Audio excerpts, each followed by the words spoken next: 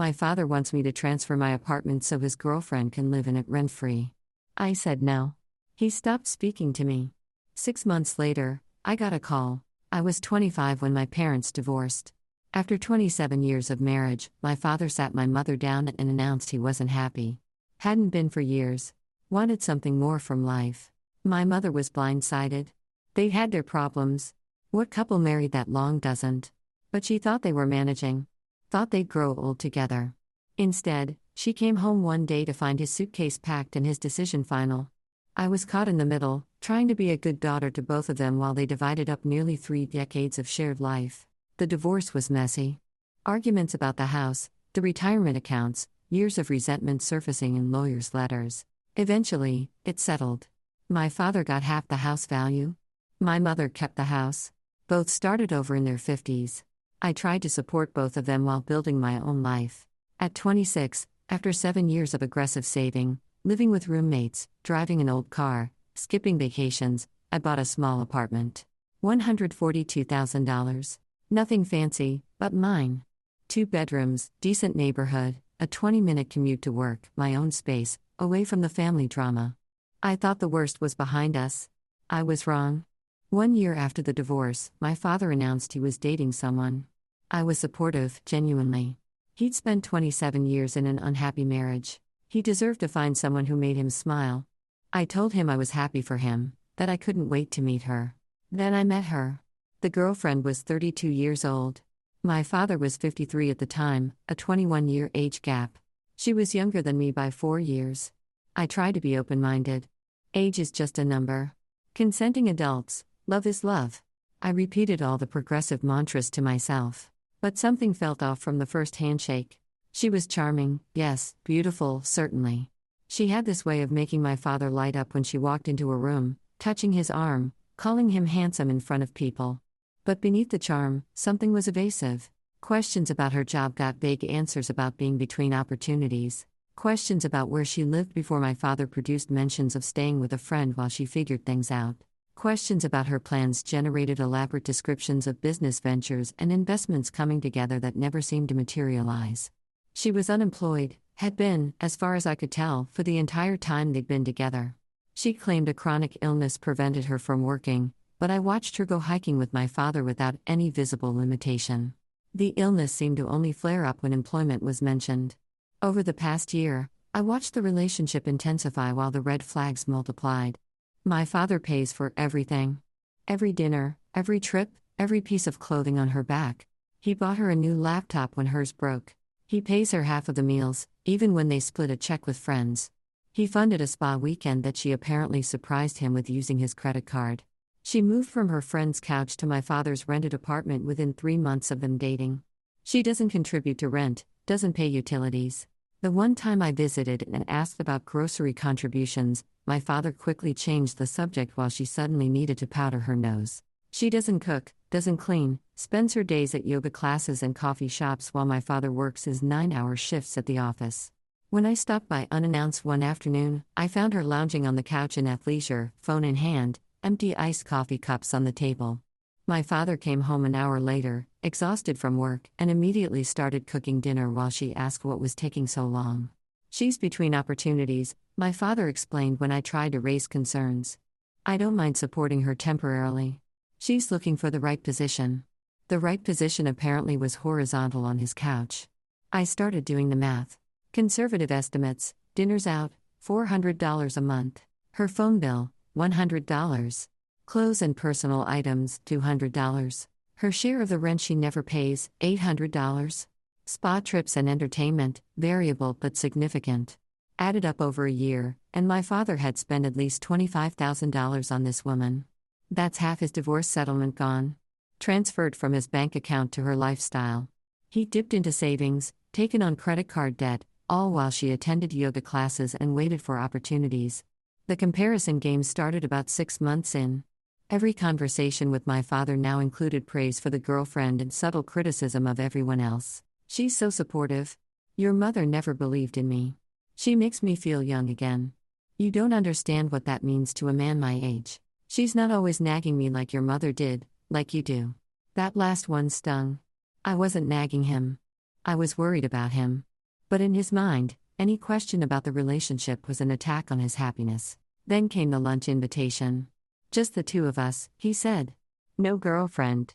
That was rare now. She was usually present for everything, a silent audience to our conversations. We met at a restaurant near his work. He was nervous, which I noticed immediately. Fidgeting with his napkin, ordering a beer at noon, making small talk about weather and work and traffic while clearly building up to something. After the entree arrived, he finally got to the point. I need to ask you something important about your apartment. My stomach tightened. I set down my fork. She and I are serious, he continued. We're talking about the future. Maybe marriage. Marriage to a woman he'd known for a year. A woman who'd contributed nothing. But we need stability, he said. My rental is too small and too expensive. Your apartment is perfect. Good location, 2 bedrooms, affordable neighborhood. I want you to transfer it to my name. I stared at him, waited for the punchline. It didn't come. You're my only child, he continued. Everything I have will go to you eventually. When I die, the apartment comes back to you in my will. So it's not really giving it away. It's just letting me use it during my lifetime. Meanwhile, she and I can build a life there. A real home. He reached across the table and touched my hand. You're young, single. You can rent somewhere or stay with friends. This is about my happiness in my final decades. Don't I deserve happiness after everything I've been through? I pulled my hand back. Is this her idea? He hesitated just long enough for me to have my answer. We discussed it together. She feels bad that I'm paying for everything. She wants to contribute somehow. If we had a stable home base, she could focus on finding work, building something. Right now, the instability is holding her back. I translated silently. The girlfriend wants to live rent-free in my apartment while contributing nothing. Her contribution would be accepting free housing. This was her grand gesture. I said what I was thinking. Dad, I bought that apartment with my money. 7 years of saving. It's my security, my future. I'm not transferring it so your girlfriend of 1 year can have free housing. His face hardened. Something shifted behind his eyes. It's not about her. It's about me. Your father who sacrificed everything to raise you. Who worked double shifts so you could go to college. Who gave up his 20s and 30s and 40s for this family. Who is spending his divorce settlement on a woman who won't work, I interrupted, while asking his daughter to give up her apartment. The table next to us went quiet. I'd spoken louder than I intended. My father's voice dropped to a hiss. How dare you? You don't know her. You've never given her a chance. She makes me happy. Doesn't that matter? For the first time in 30 years, I feel alive, confident, wanted, and you want to take that away because you're jealous or judgmental or whatever this is. I'm not taking anything away. I'm keeping what's mine. There's a difference. You're my daughter. Doesn't that mean anything? It means I'm worried about you, not jealous. A woman 21 years younger who doesn't work, who you pay for everything, who now wants my apartment. Don't you see the pattern? He played the age card. Age doesn't matter when you love someone. You're young. You don't understand. Someday you'll meet someone who makes age irrelevant. Maybe, I said, but I probably won't ask my children to give up their apartments for that person, especially if they've never contributed anything financially to the relationship. The will manipulation came next. He shifted tactics, his voice becoming reasonable, persuasive. I'll put it in my will. Legally documented. The apartment returns to you when I pass. You lose nothing long term. You just give up use of it for a few decades. A few decades. I did the math out loud. You're 54. You could live another 40 years. I'd be giving up my apartment in my 20s based on a promise for my 60s. That's not inheritance planning. That's a con with extra steps. You think I would do that to my own daughter? Change my will? 3 years ago, I would have said you'd never leave mom for a woman younger than your daughter. Things change. People change. Wills can be changed too. He didn't have an answer for that. Just stared at me like I was a stranger. I went home that night and did what I should have done months earlier. I researched the girlfriend. Not through a private investigator, just basic social media digging. Her accounts were mostly private, but the internet leaves traces. I found her previous boyfriend, the friend whose couch she'd been sleeping on before moving in with my father. He wasn't just a friend. He was a 48-year-old man she dated for 2 years. She was 30 at the time. They'd broken up 6 months before she met my father. I reached out to him carefully, respectfully, explained who I was and why I was asking. He responded within hours. His story was my father's story, just further along. He paid for everything during their relationship: dinners, clothes, trips, her bills. When he ran out of liquid savings, she convinced him to refinance his house. When the money from that dried up, she left. 2 years of his life and his financial security gone.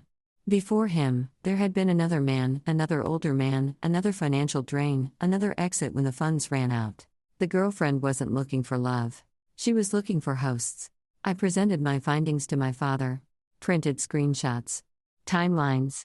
The ex-boyfriend's own words. A clear pattern. Older men.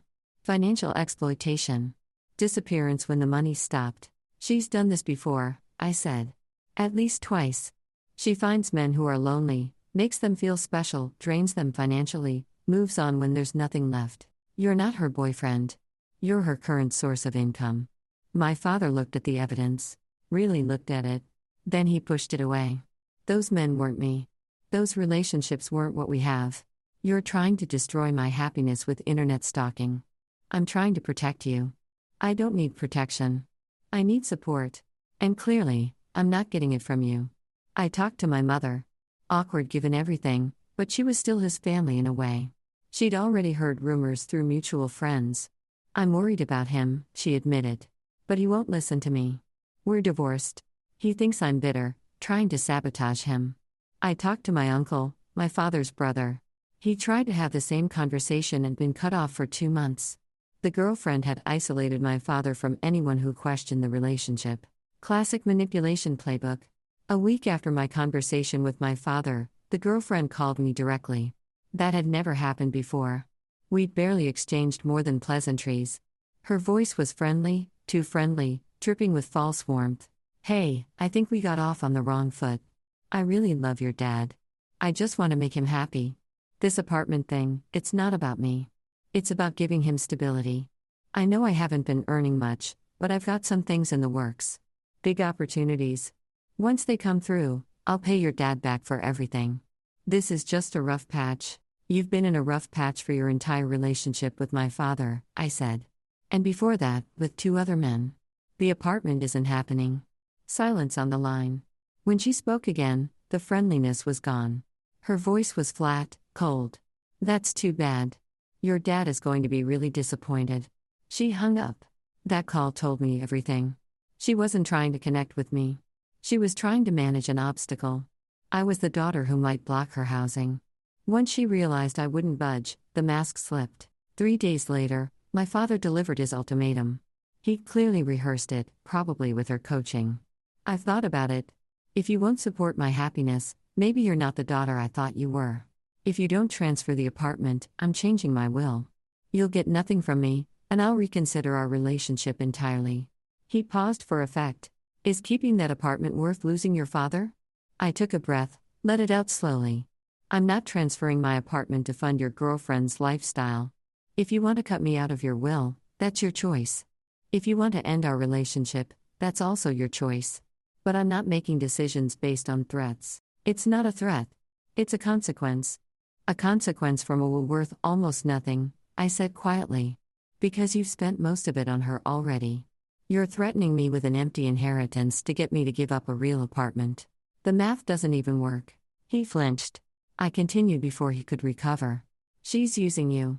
Someday you'll see that. I hope it's before you lose everything. When that day comes, I'll still be your daughter. The apartment will still be mine. And I'll help you however I can. But not by giving away my security to a con artist. He didn't respond. Just walked away, got in his car, drove off. We didn't speak for 3 months. Update 1. I got updates through my uncle. My father and the girlfriend were still together. Finances were getting worse. Credit cards maxed out. My father was considering selling his car to cover expenses. The downward spiral I predicted was happening in real time. I couldn't stop it. Could only watch and wait. I threw myself into work, went to the gym more often, tried to build a life that didn't revolve around worrying about my father's choices. It didn't fully work. He was always in the back of my mind. But I functioned. Paid my bills. Kept my apartment. The apartment he wanted me to give away. My uncle kept me updated. He's lost weight. Not in a healthy way. He looks tired all the time. But he won't hear anything negative about her. It's like he's under a spell. Isolation is part of the playbook. Cut the target off from anyone who sees through the con. Make them dependent on you for emotional support while draining them of financial support. I'd read about it. Didn't make it easier to watch. Update 2. Month 4. My uncle reported that my father had sold his car. He's taking the bus to work now. A 54-year-old man who works long hours taking buses. Meanwhile, she's still at home, still at yoga classes, still waiting for her opportunities. Month 5. My father's credit was shot. Collections agencies calling. The girlfriend had convinced him to open a credit card in his name for her to use. She'd maxed it out. He couldn't pay the minimum. I considered intervening, considered showing up, forcing a conversation. But what would I say that I hadn't already said? He'd chosen her over me, over evidence, over his own financial survival.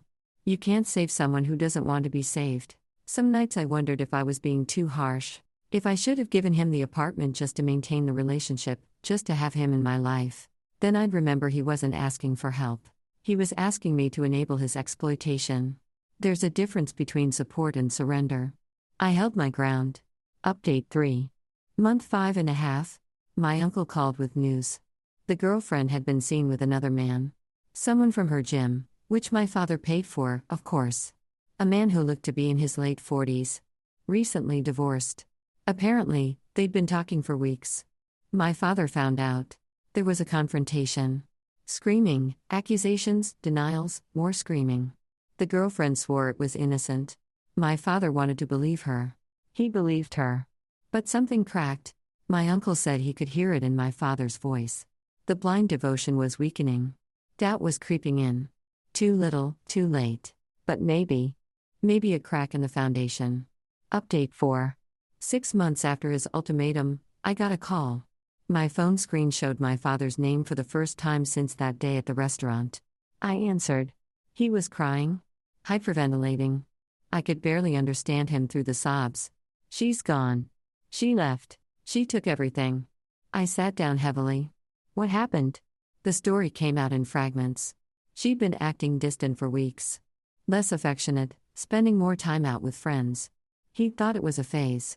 Thought if he was just supportive enough, patient enough, loving enough, she'd come back around. That morning, he'd gone to work as usual. Left her sleeping in their bed, his bed, in his rented apartment that he paid for entirely.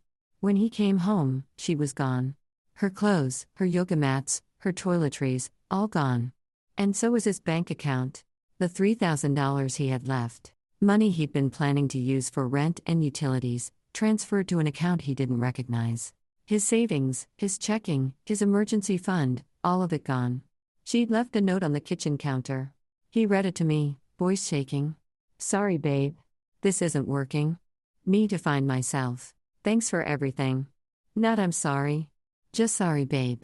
Like he was an inconvenience she was shaking off. Thanks for everything. Like he was a hotel she checked out of. That note told him what he'd been to her. Took 18 months and $25,000 to get that clarity. Some lessons are expensive. Update 5. I went to his apartment that night. He looked like he'd aged 10 years in 6 months. Thinner than I'd ever seen him.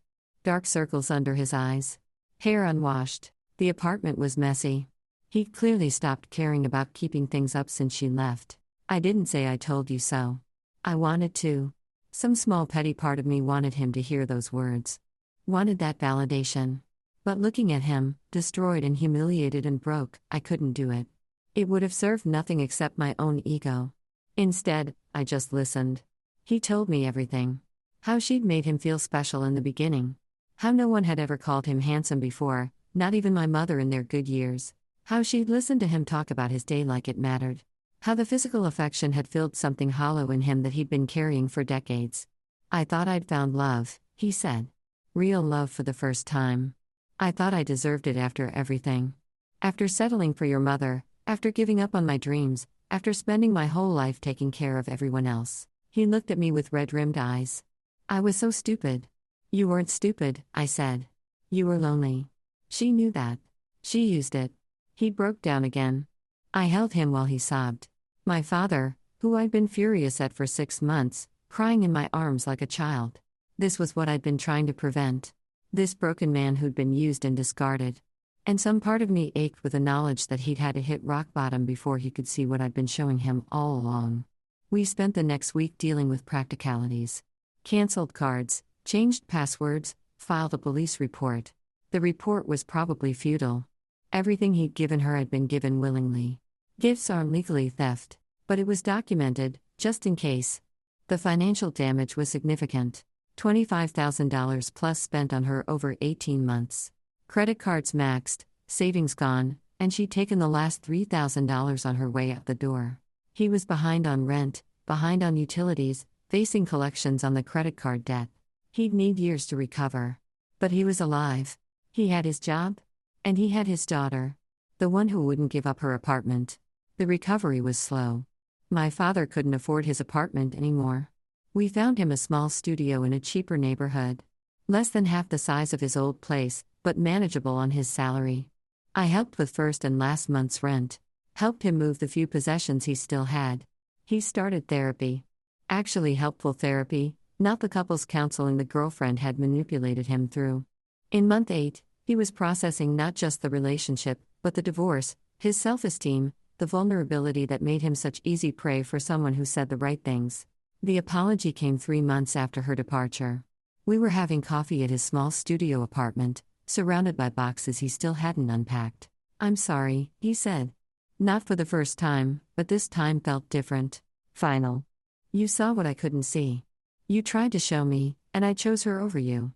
I almost lost you over a woman who saw me as a bank account." He wiped his eyes. "You were the only one who was really supporting me. Everyone else was just taking." I didn't know what to say to that. So I just reached across and squeezed his hand. My father lives in his small studio apartment. It's modest. Nothing like the life he imagined at 55. But it's his. He's rebuilding his finances slowly, one paycheck at a time. The credit card debt will take years to pay off, but he's making progress. He's not dating. "I need to learn who I am first," he told me. "I've spent my whole life being someone's husband, someone's father, someone's host. I need to figure out what I actually want before I give myself to anyone else." It's the healthiest thing I've ever heard him say. The girlfriend was spotted on social media a few months after she left. New man, 50, recently divorced. They were in Italy together, a trip he'd posted about excitedly, tagging her in every photo of every expensive dinner she obviously wasn't paying for. My father saw the post. He'd been keeping tabs, the way you can't help but keep tabs on someone who hurt you. He called me that night, upset at first, but then something shifted. "It's him now," he said. "I'm not special. I never was. I was just next in line." Brutal clarity. But necessary. The cycle continues. Somewhere out there, an older man is being charmed, being made to feel handsome and wanted and alive for the first time in years. And he's paying for it in every sense. He spent $25,000 on her in 18 months. Dinners, clothes, trips, her phone, her rent. And she wanted more. My apartment. Not to buy, not to earn. Just to have transferred to her father's name so she could live in it. When the money stopped, she stopped. That's not love. That's invoicing. He said age doesn't matter when you love someone. Maybe. But track record matters. She'd done this before. 2 other older men, both financially drained, both left when the money ran out. I wasn't judging their ages. I was reading her resume. The will manipulation was clever. "You'll inherit it back when I die." But wills can be changed. And he could live 40 more years. I'd be giving up my apartment in my 20s based on a promise for my 60s. That's not inheritance planning.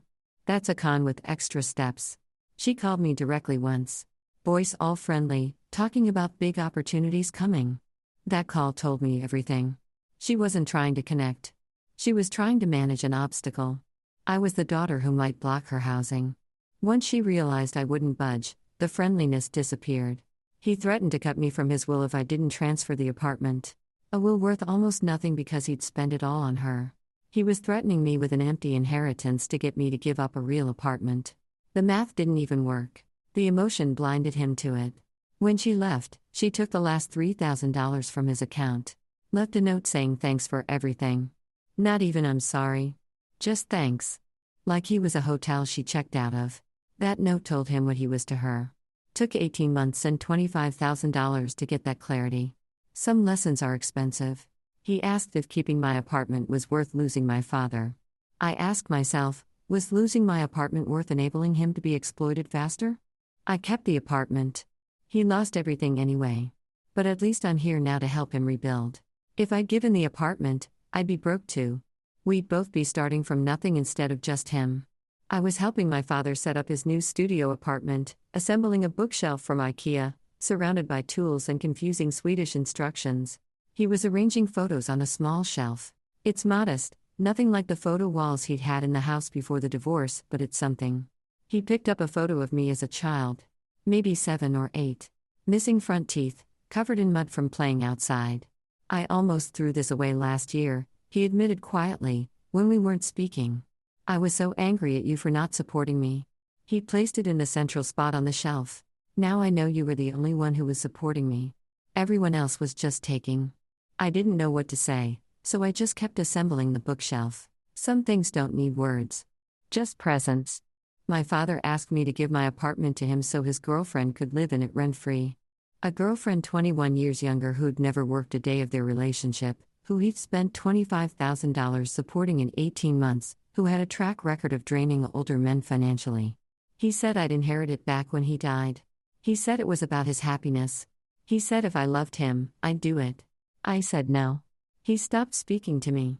6 months later, she left, took the last $3,000 he had, and disappeared to find her next host. He called me crying, finally seeing what I'd seen all along. I could have said I told you so. I didn't. I just helped him pick up the pieces. That's what family actually is. Not giving people your apartment when they're making terrible decisions, but being there when the decisions collapse. My apartment is still mine. My father is still my father. And the woman who wanted to live in my apartment for free is someone else's problem now. He's 55, starting over with almost nothing. But he's starting. And I'm helping him. Not with my apartment, that stays mine. But with everything else. That's the difference between support and surrender. I gave him support. I refused the surrender. And we're both still standing because of it.